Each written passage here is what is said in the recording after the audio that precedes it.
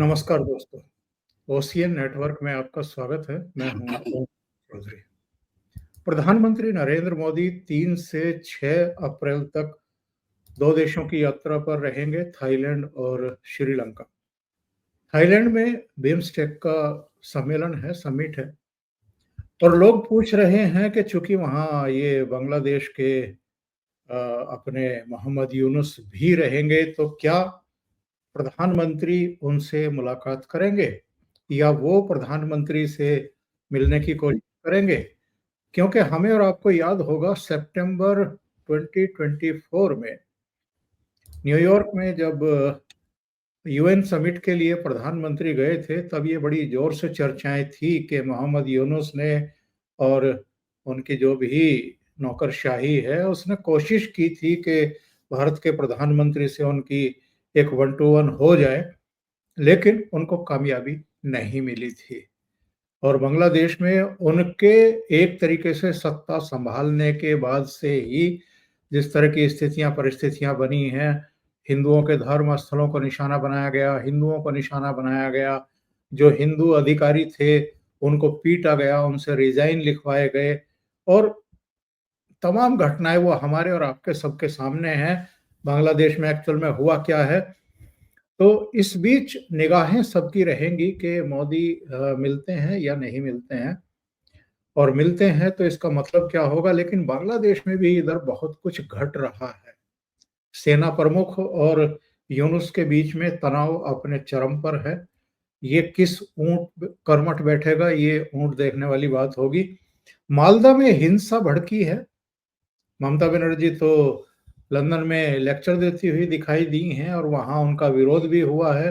संदेश खोली को लेकर के भी आरजी कर मेडिकल कॉलेज में जो डॉक्टर बेटी के साथ हुआ वो भी, और नतीजे आने के बाद जिस तरीके से हिंदुओं को वहां टारगेट किया जाता है, उनके खिलाफ हिंसा की जाती है, उसको लेकर के भी प्रदर्शन हुए हैं। लंदन में प्रदर्शन हुए हैं और एक स्टूडेंट विंग है जिसने ये कुछ सवाल खड़े किए हैं ममता बनर्जी के सामने। इसके अलावा अमित शाह ने पार्लियामेंट में कुछ बयान दिए हैं घुसपैठ को लेकर के, और ममता बनर्जी पर भी अटैक किए हैं ये कह करके कि करीब 450 किलोमीटर की सरहद है जिस पर हम फेंसिंग नहीं कर पा रहे हैं, बिकॉज ममता बनर्जी इसकी परमिशन नहीं दे रही है, भूमि अधिग्रहण के लिए सहयोग नहीं कर रही हैं। मेरे साथ बहुत ही खास मेहमान जुड़ रहे हैं और आप उनसे बिल्कुल भी अपरिचित नहीं हैं। आदि अचिंत साहब, उनको जोड़ करके चर्चा को आगे बढ़ाएंगे। आदि जी, बहुत स्वागत है आपका। नमस्कार। नमस्कार sir, thank you so much. आदि जी, सबसे पहले प्रधानमंत्री की ही चर्चा करें। प्रधानमंत्री 3 से 6 अप्रैल तक थाईलैंड और श्रीलंका की यात्रा पर रहेंगे। एक तो इसकी प्रासंगिकता, इसका महत्व, और दूसरे, क्या मोहम्मद यूनुस मुलाकात कर पाएंगे मोदी से, और अगर कर पाए तो इसका मतलब क्या होगा? सर अच्छा सवाल है आपका। देखिए, मोदी साहब का तो बड़ा पैक्ड सा स्केड्यूल है। अभी वो जा रहे हैं, पहले तो श्रीलंका जा रहे हैं, उसके बाद थाईलैंड जा रहे हैं। श्रीलंका तो उनका बायलैटरल विजिट है और सबसे पहला फॉरेन लीडर जो श्रीलंका में आएगा, जो नए प्रेसिडेंट आए हैं उसके बाद, इलेक्शन के बाद, तो एक बड़ा सिग्निफिकेंट सा एक विजिट है। और जहां पर आपको ये दिखेगा कि काफी हद तक एक श्रीलंका का बेंट आपकी तरफ अच्छा इस टाइम पे हो रहा है। देखिए सर, श्रीलंका एक ऐसी कंट्री है जो पूरा, जिस तरह से हम देखते हैं इस टाइम पे बांग्लादेश में केओस है, इस टाइम पे हम देखते हैं पाकिस्तान में केओस है, ये एक ऐसी कंट्री है सर, ये उस चुंगल में से बाहर निकल के आया है, ये हमको समझना है। और उस चुंगल में से बाहर निकल के आने के टाइम पे हमारी काफी उसके साथ मदद रही थी। ठीक है, तो हमने काफी उसको मदद करी है। और ये पहले जो श्रीलंका और भारत के बीच में एक टेंशन रहती थी, बिकॉज वो जो एक गलती करी थी राजीव गांधी साहब ने, जो एलटीटीई के साथ वहां पर अंदर घुसना, उसके बाद ये सब जो भी चीजें वहां पर करी गई थी, उसके बाद से देखिए भारत के साथ उनका जो रिलेशन रहा है, it is not been very very good. और वहां पर वो बिल्कुल भी पसंद नहीं करते हैं भारत की इंटरफेरेंस ज्यादा चीजों के अंदर। तो ये आपको देखना पड़ेगा कि सर उसका पूरा रीसेट हुआ है। भारत ने अपना नजरिया को वहां पर चेंज करा है, अपने आप को अपना जो वहां पर लोगों के साथ परसेप्शन है उसको चेंज करा है। यहाँ तक कि अभी ये खबर आ रही है कि श्रीलंका और भारत की एक डिफेंस डील भी हो सकती है, जो पहले कभी नहीं हुई है। श्रीलंका ने पाकिस्तान के साथ सामान खरीदा है, श्रीलंका ने चाइना के साथ सामान खरीदा है, बट श्रीलंका ने कभी भी भारत के साथ सामान नहीं खरीदा है सर। तो छोटा मोटा इधर उधर वो तो सर वो चलता रहता है, it's not that significant, but अभी तक भारत से उसने डायरेक्टली कोई डिफेंस का डील नहीं करा है। तो ये बड़ा एक सिग्निफिकेंट सा गेम है जिसको आपको समझना पड़ेगा कि, और ये चीज हमको अपने दिमाग में डालनी पड़ेगी कि श्रीलंका के साथ आपके पास एक बहुत बड़ी अपॉर्चुनिटी है टू एक्चुअली शिफ्ट, राइट। ये जो गलत एक नैरेटिव है भारत का इस रीजन के अंदर, और काफी जो पुरानी गलतियां हैं उनको सॉर्ट आउट करने के लिए भी आपको ये काम करने पड़ेंगे सर। नाउ सर, अगर आप इसको आगे देखें, आपको एक चीज और दिखेगी कि श्रीलंका में आप कनेक्टिविटी की बात कर रहे हैं, आप बोल रहे हैं कि भाई आप अपनी इकोनॉमी जो है उसको हमारे साथ कनेक्ट करिए, ठीक है जी। तो अगर हम उसकी इकोनॉमी अपने अपने साथ कनेक्ट करने की बात कर रहे हैं, तो उसके अंदर आपको आपको भी कुछ चीजें उसके लिए करनी पड़ेंगी, जहां पर श्रीलंका को थोड़ा बहुत और स्टेबलाइज किया जाए। अभी उसके पास आईएमएफ के लोन्स आएंगे सर, पेरिस क्लब से उसने लोन ले रखे हैं, तो उनके ऊपर आपको थोड़ी गारंटीज और ये सब चीजें करनी पड़ेंगी। डिफेंस के तौर पे अगर आपको चीजें आगे लेके जानी है, तो थोड़ा सा श्रीलंका के लिए आपको भी इतने दरवाजे खोलने पड़ेंगे। तो ये चीजें हैं जो श्रीलंका में होंगी। थाईलैंड में देखिए, श्रीलंका में और भी छोटे छोटे प्रोग्राम्स रहेंगे, जहां पर यूपीआई जो ऑलरेडी एस्टेब्लिश्ड है वहां पर उसको और पुश किया जाएगा, थोड़ी इन्वेस्टमेंट की बात की जाएगी, स्ट्रेटेजिक पार्टनरशिप को कैसे आगे लेके जाएं उसकी बात की जाएगी। एक सबसे बड़ा सवाल आएगा कि भाई चाइना की इंटरफेरेंस वहां पर, और चाइना चाइना के शिप्स वहां पर आ पाएंगे कि नहीं आ पाएंगे, उसकी बात की जाएगी। अगर मेरे को लगता नहीं है, बट कच्छतीवू की बात हो सकती है। सेलर्स जो पकड़े जाते हैं श्रीलंकन नेवी की तरफ से, उनकी बारे में बात की जाएगी। तो ये तो रेगुलर इश्यूज हैं दो देशों के बीच में, जिसके ऊपर ऑब्वियसली बात होगी। और श्रीलंका का ट्रेड जो है सर, भारत के साथ काफी कनेक्टेड है। प्लस श्रीलंका को एक वो भी चाहिए कि भारत की जो जितना टूरिज्म है वो उसके पास आए, क्योंकि उसको एक बेस मिल जाता है उससे अपने आप को स्टेबलाइज करने के लिए। सर, बिम्स्टेक की बात करें, देखिए बिम्स्टेक एक बहुत ही इंपॉर्टेंट समिट है। बे ऑफ बंगाल जो इनिशिएटिव है, इसके अंदर थाईलैंड, म्यांमार, बांग्लादेश, नेपाल, श्रीलंका, ये सब कंट्रीज आती हैं भारत के साथ। और ये एक ऑल्टरनेटिव बनाया था आपने पाकिस्तान को हटा के साइड में, जब आपने सार्क को बेसिकली थोड़ा सा रद्दी किया था।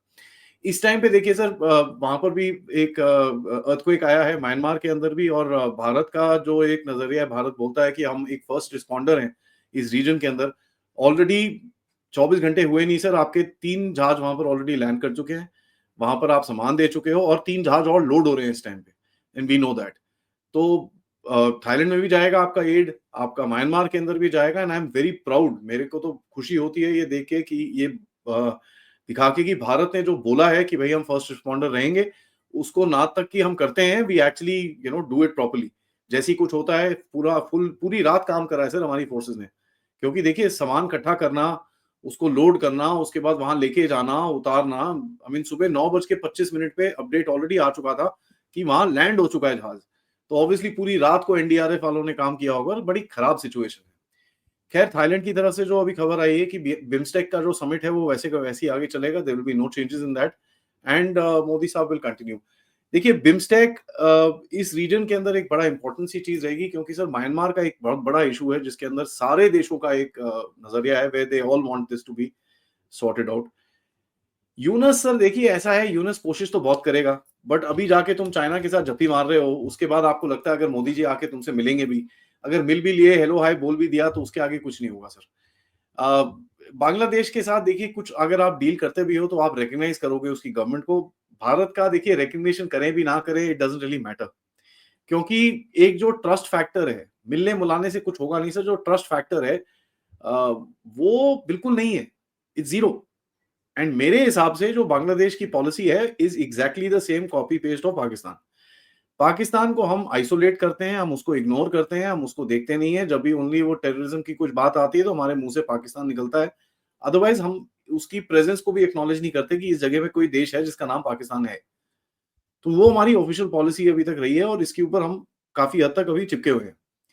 मेरे हिसाब से, ये मेरी एनालिसिस कहती है, of course I can be right, I can be wrong, but Bangladesh की भी पॉलिसी एग्जैक्टली सेम रहेगी।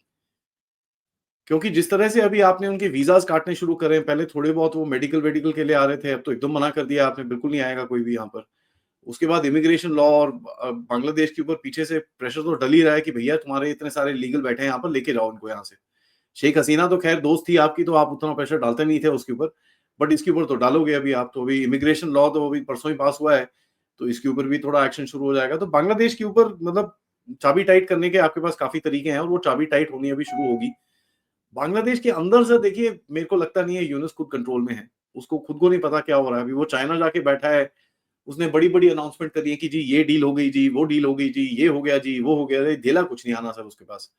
नेपाल के साथ ऐसी अनाउंसमेंट हर साल होती है, आपको पता है? हर साल कि भई ये बस अभी देखो, बस अभी बस स्टार्ट हो जाएगा। एक चीज़ स्टार्ट नहीं हुई अभी तक नेपाल के अंदर, एक्सेप्ट चाइना ने आके थोड़ा नेपाल का लैंड ज़रूर चोरी कर लिया है, वो अलग चीज़ है, बट नेपाल के अंदर कुछ स्टार्ट हुआ नहीं है। तो देखिए सर, ये थोड़ी-सी वो आपको दिखाने की कोशिश कर रहा है कि देखो आपके बिना भी मैं थोड़ा सर्वाइव कर सकता हूँ, मेरे को आपकी ज़रूरत नहीं है। और जो भी कंट्रीज़ आपके नेबरहुड में हैं, आपके खित्ते में हैं, वो तो यही करती हैं ना कि आपको जिससे इरिटेशन है उसके साथ जाके बैठेंगे, ताकि आपको बोलेंगे सर थोड़ा हमारी तरफ भी देख लो यार, इग्नोर मत मारो, मेरे को उधर जाना पड़ता है फिर। कोशिश भी यही है, लेकिन इसके पास इतना दम है नहीं उसको सस्टेन करने का सर। बिल्कुल सही कह रहे हैं। और ये जो आव्रजन बिल पेश किया और उसके बाद अमित शाह साहब ने जो भाषण दिया है, उसमें तो उन्होंने कई बातें कही हैं एक्चुअल में। जैसे उन्होंने कहा है कि टेररिज्म का, नक्सलवाद का लगभग खात्मा जो है वो हो रहा है। अलगाववादी थे वो, 4 ग्रुप तो उनके ऑलरेडी मुख्य धारा में आने का ऐलान कर चुके हैं। और सब जानते हैं, उन्होंने कह रखा है कि 31 मार्च 2026 नक्सलवाद को हम समूल खत्म कर देंगे, नष्ट कर देंगे। और ये सब चीजें हमें विरासत में मिली थी। 2014 के बाद से ही लगातार मोदी सरकार काम कर रही है। लेकिन एक और महत्वपूर्ण बात उन्होंने कही थी, आदि जी। उन्होंने कहा था कि हम जो करीब 2000 किलोमीटर, उससे कुछ ज्यादा सरहद है, उसमें से 15, साढ़े 1500 किलोमीटर, 1600 किलोमीटर पर तो हम फेंसिंग कर चुके। करीब 150 किलोमीटर ऐसी है जहां कर नहीं पाएंगे, क्योंकि नाले हैं, नदियां हैं, पहाड़ियां हैं, कुछ दूसरी ऐसी चीजें हैं। लेकिन 450 किलोमीटर तो ऐसी जगह है जहां पश्चिम बंगाल जो है, उसकी सरकार, ममता बनर्जी की सरकार, जितने हमारे डीओ गए हैं, जितनी हमारी मीटिंग्स गई हैं होम सेक्रेटरी के साथ, उनके सेक्रेटरी वगैरह की, वो परमिशन दे ही नहीं रही है। यानी 450 किलोमीटर से लगातार घुसपैठ का विंडो खोला हुआ है उन्होंने।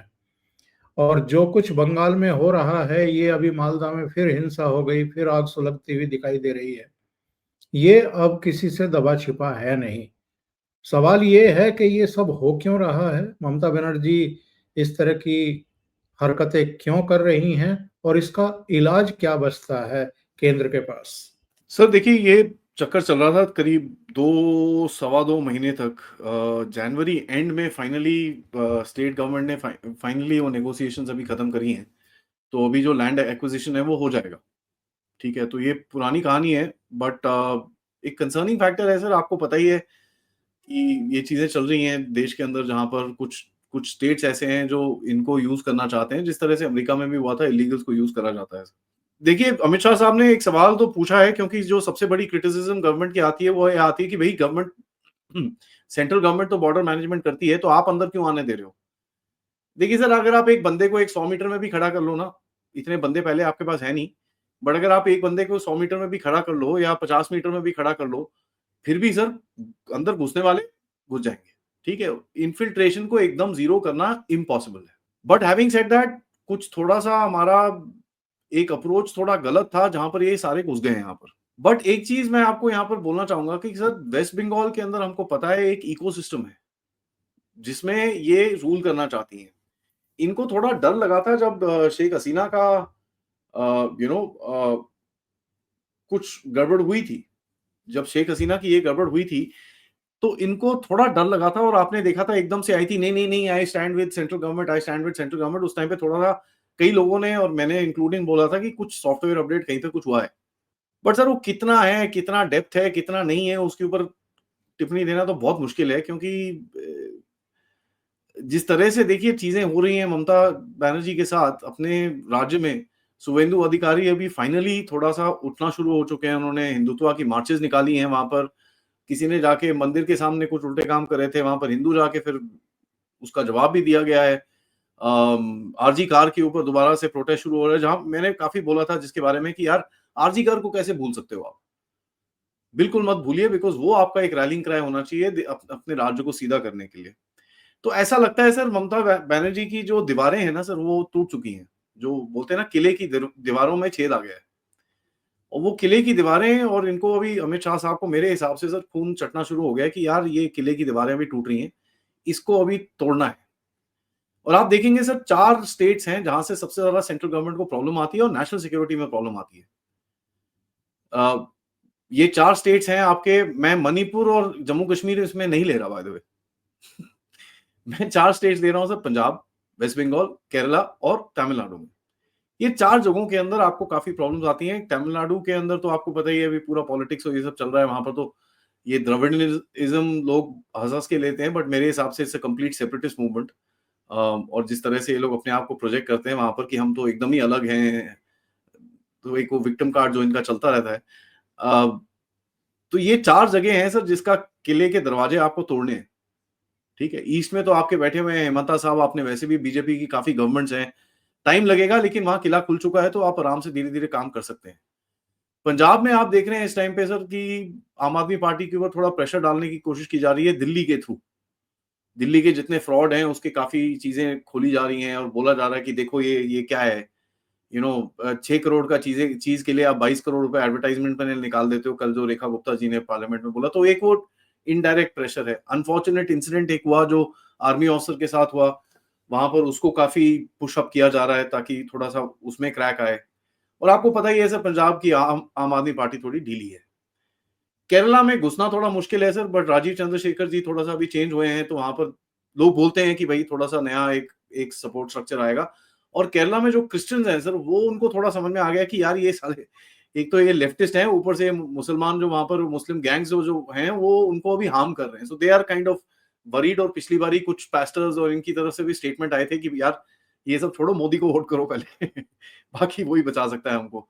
तो ये भी आया था, तो एक आपको थोड़ा वहाँ पे भी ब्रीच करना पड़ेगा। वेस्ट बंगाल सर एक फनी सी जगह है क्योंकि पॉलिटिकल वायलेंस उसके कल्चर के अंदर है, राइट? एंड लोग बोलते हैं पिछले विधानसभा के इलेक्शन में काफी वारदातें हुई, काफी लोगों को मारा गया। सर बढ़िया बात है, सही है। आप पॉलिटिकल वॉचर रहे हैं बहुत टाइम से सर, जर्नलिस्ट रहे हैं, तो मैं आपसे ही पूछूंगा सर, कौन सा ऐसा इलेक्शन हुआ है वेस्ट बंगाल के अंदर जहां पर किसी को मारा ना गया हो?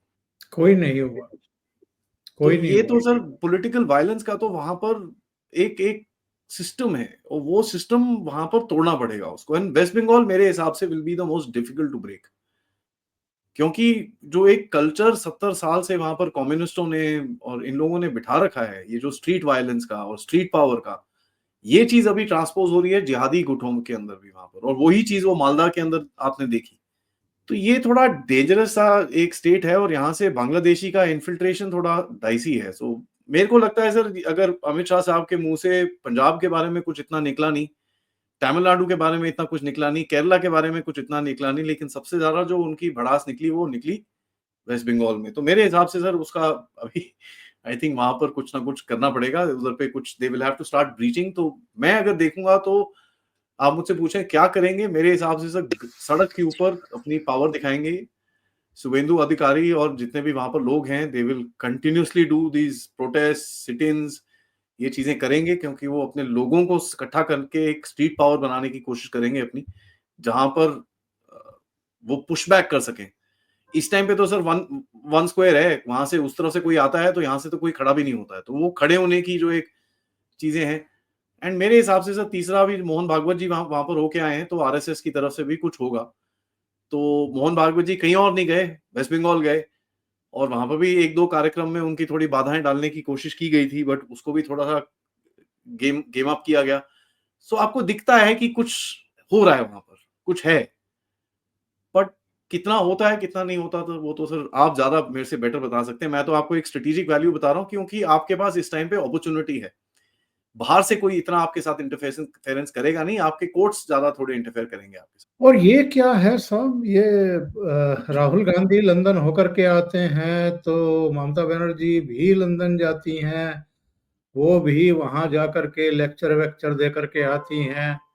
और अ, पता नहीं मतलब इसके पीछे की मानसिकता क्या है, लेकिन ये जो वहां प्रदर्शन हुए हैं, प्ले कार्ड दिखाए गए हैं, और काफी अ, ममता बनर्जी ने भी अपना एक फोटो दिखा दिया कि जी मैं तो मौत के मुंह से निकली हूं। और लेकिन मैं ये जानना चाहता हूं कि लंदन में ममता बनर्जी के खिलाफ जो एक तरीके का प्रदर्शन हुआ है, ममता बनर्जी ने कुछ उसको उससे कुछ सीख ली है क्या, या कुछ रिसीव किया या नहीं किया?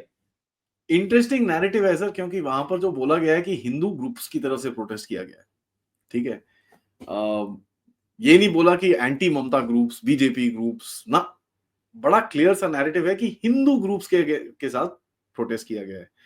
और अगर आप उनके पोस्टर्स और फ्लायर्स और जो प्लाकार्ड्स और वो सब पढ़ेंगे तो उसके अंदर आपको बड़ा क्लियरली दिखता है कि एक जो मुस्लिम तुष्टीकरण और इस्लामिक तुष्टीकरण वो अपने राज्य में करती हैं, उनकी तरफ एक गुस्सा है।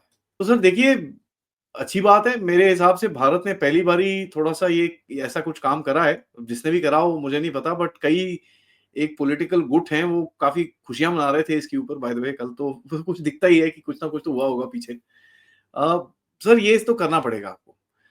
एंड देखिए सर, ये लंदन का क्या है, क्योंकि यूरोप में इस टाइम पे क्या हुआ है, जो अमेरिका में जो लेफ्टिस्ट बैठे हुए थे, वो सारे अभी यूरोप की छत्रछाया में आके बैठ गए हैं, क्योंकि उनको पता है वहाँ पर थोड़े डंडे पड़ सकते हैं।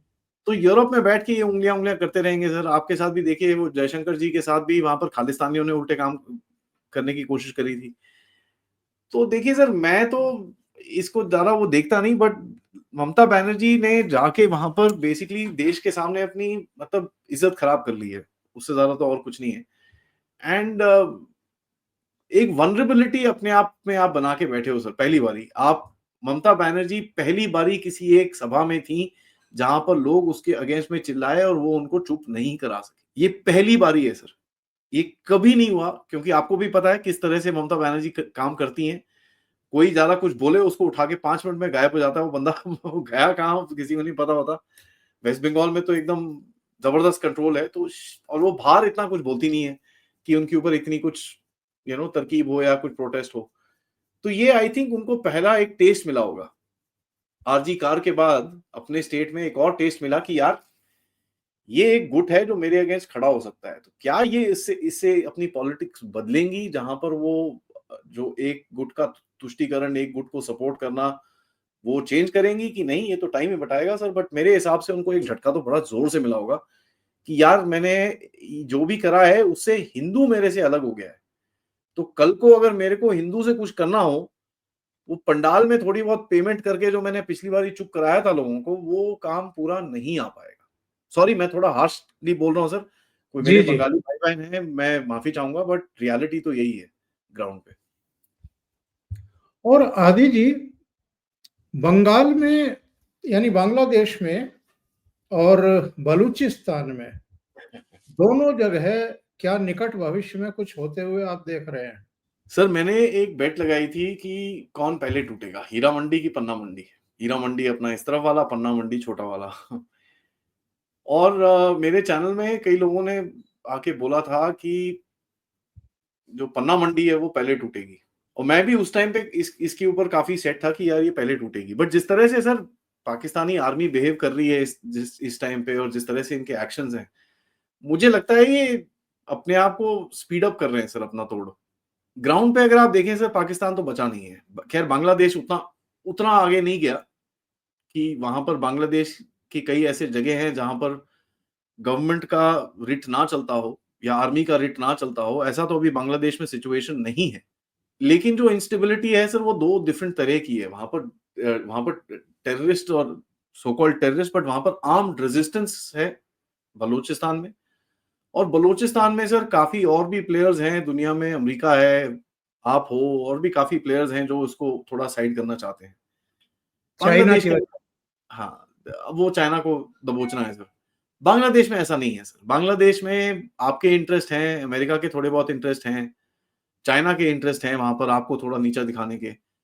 लेकिन चाइना को भी पता है सर ये जिहादियों के बीच में कुछ कर नहीं सकते, तो उसने अभी बुलाया था उसको, हाँ जी, मैं तेरे को पैसे देता हूँ, तू बस ये कर, वो कर, मेरे को ये डील दे दे। वो सब बोलेंगे सर, बट चाइना के पास भी इतनी इतनी दम नहीं है कि आज वो इतना पैसा डाल सके किसी एक जगह में, क्योंकि घर पे उसकी हालत खराब है।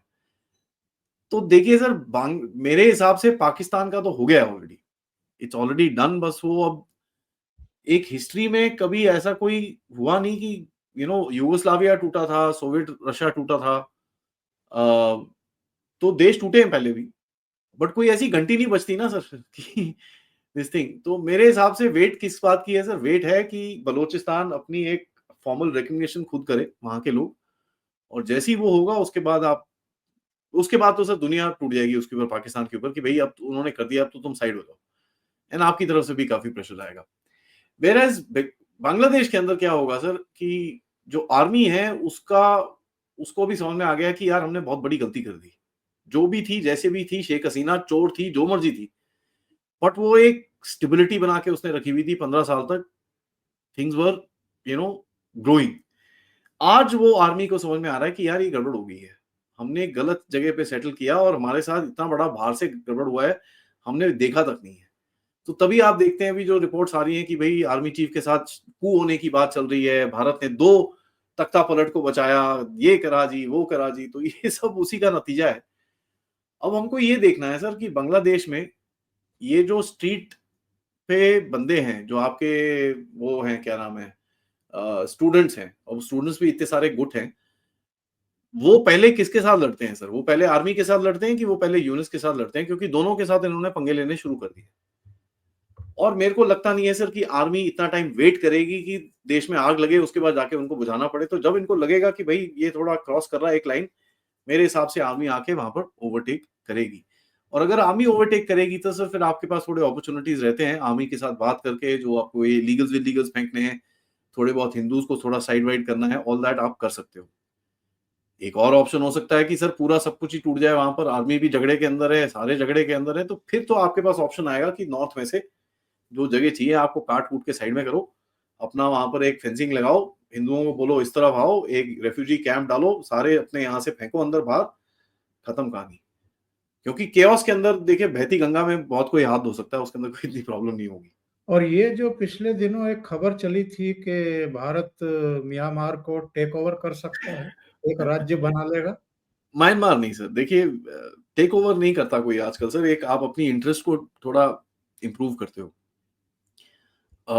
आप एक चीज गारंटी लेते हो वहां के लोगों के लिए और बोलते हो मैं आपको ये दूंगा लेकिन आप मुझे ये दोगे, तो ये इस तरह की कुछ डील चल रही है। एंड अच्छा है सर, बिकॉज आपको एक बफर जोन चाहिए उस जगह के अंदर, उस जगह के अंदर आपको एक ऐसा सिचुएशन चाहिए जहां पर जो उस बॉर्डर के उस पार सेम एथनिसिटी, सेम ट्राइब्स के लोग रहते हैं, उनके बीच में और उनके साथ जो ये नफेरियस एक्टिविटीज होती थी, ड्रग स्मगलिंग, ये सब चीजें थोड़ा बंद हो।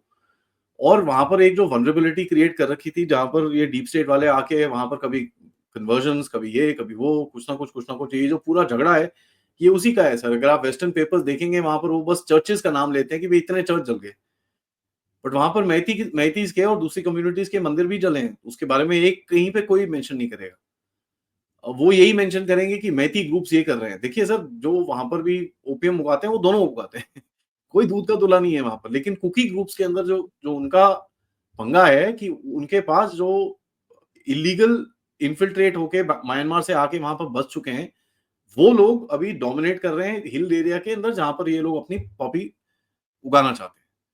तो चक्कर बड़ा सिंपल है सर, और आपको अगर ये सब चीजें सॉर्ट आउट करनी है तो आपको सर उस पार थोड़ी जगह चाहिए होगी, क्योंकि जिस तरह से अंग्रेजों ने आपको छोड़ा था सर, जिस तरह से ये लाइनें ड्रॉ करी थी, किसी में कोई ढीले का दिमाग नहीं था जब उसने ड्रॉ करी है ये लाइन, ना पाकिस्तान की तरफ, ना आपका इस तरफ ड्रॉ करी है ढंग से।